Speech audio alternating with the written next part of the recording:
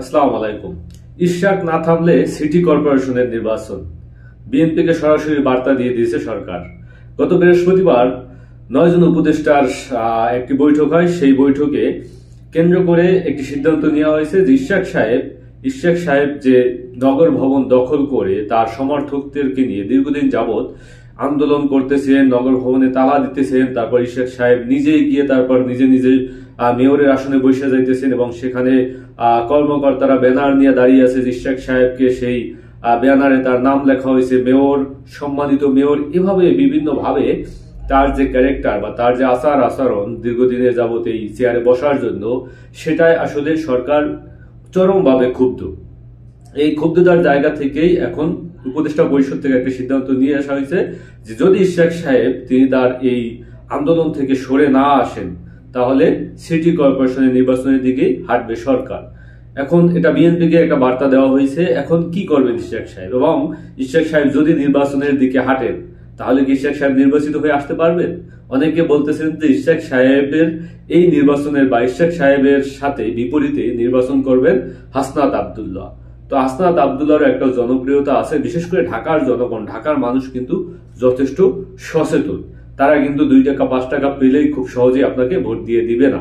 যদিও একটা স্থানীয় আছে ঢাকা আপনার ইশরাক সাহেব এবং তার পরিবারের পরিজনের যে ঐতিহ্য, সেই জায়গা থেকে ইশরাক সাহেবের একটা জনপ্রিয়তা আছে। কিন্তু দীর্ঘদিন যাবৎ নগর ভবন দখল করে তারপর তিনি যে আন্দোলন করে গেছেন, একের পর এক আমাকে শপথ পড়াও, শপথ না পড়ালে এটা হবে বিভিন্ন ভাবে যে চ্যালেঞ্জ করে গেছেন এবং নগরবাসীকে যে ভোগান্তির মুখে ঠেলে দিয়েছেন, তো সেই জায়গা থেকে অবশ্যই তার একটা আপনার প্রভাব কিন্তু নির্বাচনে পড়তে পারে।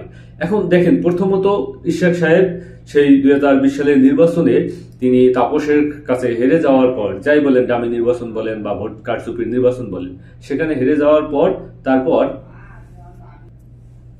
তিনি একটা মামলা করলেন কোর্টে যে পুনরায় নির্বাচনের দাবিতে। তো পুনরায় নির্বাচনের দাবিতে যেহেতু মামলা করছেন, সেই মামলায় তিনি যে তার আর্জি পোষণ করেছেন যে পুনরায় নির্বাচন করা হোক। কিন্তু 2024 সালে সরকার পতনের পর সেই মামলায় তিনি তখন আর পুনরায় নির্বাচন দাবি করেন না, তিনি তার আর্জি চেঞ্জ করেছেন। এবং এটা নিশ্চয়ই করা হয়েছে আপনার তার যে আপনার আছে উকিল আছে, সে উকিলে করেছেন। এবং উকিলে যে করেছেন সেটা আবার আপনার তার কাছ থেকে পাওয়ার অফ অ্যাটর্নি নেন না, এবং উকিলে চাইলেই কিন্তু মামলার আর্জি পরিবর্তন করেন না, এখানে বাদীকে দরকার হয়। তো সেই জায়গা থেকে এই ইশরাক সাহেবকে বোঝানো হয়েছে যে আপনি এই মামলার আর্জি চেঞ্জ করেন, যে আপনি আসলে এখন আর পুনরায় নির্বাচনের চাওয়ার দরকার নাই, আপনি এটাকে আর্জি চেঞ্জ করে আপনি বলেন কি যে আমি নির্বাচিত হয়েছি, আমি মেয়র হব বা আমি মেয়র হওয়ার যোগ্য।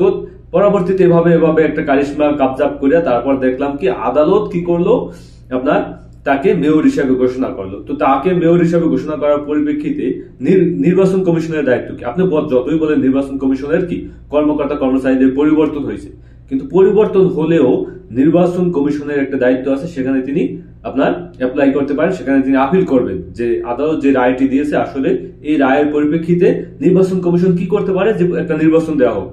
এটাই তো করা উচিত, কিন্তু সেটা না করে নির্বাচন কমিশন আবার কি করলো, তাদেরকে শপথ পড়ানোর জন্য আবার উঠে পড়ে লাগলো, এটা আপনার জারি করলো। তো পরবর্তীতে আমরা দেখলাম এখন শপথ পড়াবে স্থানীয় সরকার মন্ত্রণালয়, মানে স্থানীয় সরকারের মন্ত্রণালয়ের দায়িত্বে যারা আছেন, উপদেষ্টা আসিফ মাহমুদ সজীব ভুইয়া। তো তিনি আবার দেখলাম একটা কৌশলগত চিঠি দিলেন সিটি কর্পোরেশনকে, যে মানে তো একটা হজবরল পরিস্থিতি তৈরি হইলো। তার পরিপ্রেক্ষিতে দেখলাম ইশরাক সাহেব যে কোনো ভাবে হোক তিনি সরাসরি শপথ নেওয়ার জন্য উঠে পড়ে লাগছেন যে আমাকে শপথ পড়ানো হোক, যেহেতু আদালত থেকে আমাকে রায় দেওয়া হয়েছে। তো পরবর্তীতে আবার দেখলাম যে তিনি যেহেতু ধরেই নিলাম সে সেই সময়ে নির্বাচিত হয়েছে, তো শপথ পড়াইলে কতদিনের জন্য তিনি নির্বাচন মেয়র হিসাবে থাকবেন? তিনি কি শপথ নেওয়ার পর থেকে 5 বছরের জন্য মেয়র হিসাবে থাকবেন? তিনি তো নির্বাচিত, যদিও নির্বাচন হয়েছে 2020 সালে, তো সে অনুযায়ী তার আপনার চলে গেছে, ম্যাচ চলে গেছে। তো 2020 সালের ভোট আর বর্তমানের ভোট তো এক না। তো বর্তমানে যদি আপনি পরবর্তী 5 বছর মেয়র হিসাবে দায়িত্ব পালন করতে চান, তাহলে বর্তমানের ভোট দিয়েই তারপর আপনাকে পরবর্তী নির্বাচনের দায়িত্ব পালন, মানে পরবর্তীতে আপনি মেয়র হিসাবে থাকতে পারেন। কিন্তু 2005 সালের ভোটের রেজাল্ট কেন্দ্র করে আপনি এখন থেকে সামনের 5 বছর মেয়র হিসাবে থাকতে পারেন কিনা, এটা কিন্তু একটা যৌক্তিক প্রশ্ন। এবং সেই জায়গা থেকেই পরবর্তীতে দেখলাম আসিফ মাহমুদ সজীব ভুইয়া বলছেন যে আসলে মেয়াদ শেষ হয়ে গেছে, এখন আর তার শপথ পড়ানো বা তাকে শপথ পড়ানোর কোনো প্রশ্নই আসে না। এখন শপথ পড়াইলেও পড়ানো যেত, কিন্তু তিনি যে মেয়াদকাল কতদিন হবে এই বিষয়টাকে কেন্দ্র করে কিন্তু পরবর্তীতে আর তাকে শপথ পড়ানো হয় নাই। এখন বলবেন যে অন্যান্য সিটি কর্পোরেশনের, বিশেষ করে চট্টগ্রাম সিটি কর্পোরেশন, সেখানে তো একজন বিএনপির, তিনি তো মেয়র হিসাবে দায়িত্ব পালন করতেছেন। এখানে আপনারা জানেন যে প্রথমে উপদেষ্টা পরিষদের দায়িত্ব ছিলেন হাসান আরিফ, তিনি যে কাজটা করে গেছেন, তো সেই জায়গা থেকে পরবর্তীতে আমরা দেখলাম যে নতুন ভাবে তার মৃত্যুর পর কিন্তু আসিফ মোহাম্মদ সজীব ভুঁইয়া দায়িত্ব পালন করছেন। তো এই পরিপ্রেক্ষিতে আসলে একটা হযবরল পরিস্থিতির সৃষ্টি হয়েছে।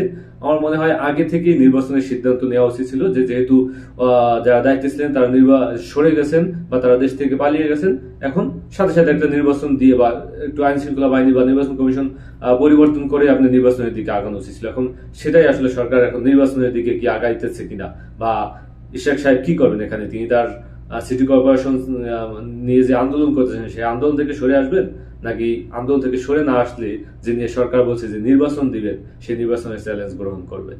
আসসালামু আলাইকুম।